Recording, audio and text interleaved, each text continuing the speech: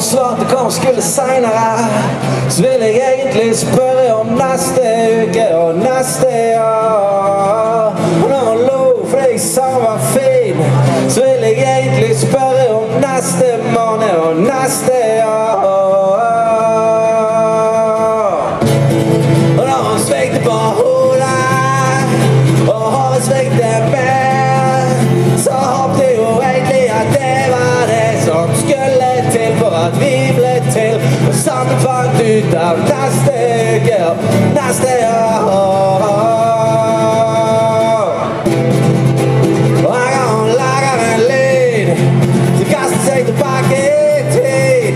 Og hver gang hun lager en lyd,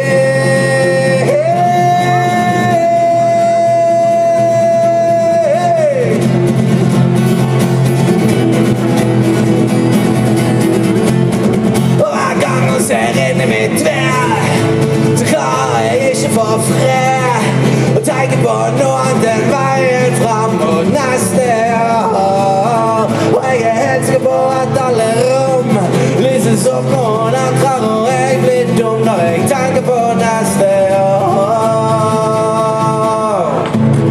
Og hvert livstegn er en implosjon som sender meg tilbake til tiden der hun ga meg tvil om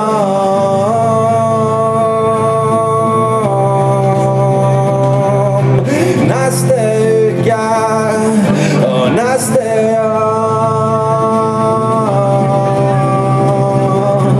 neste måned og neste år.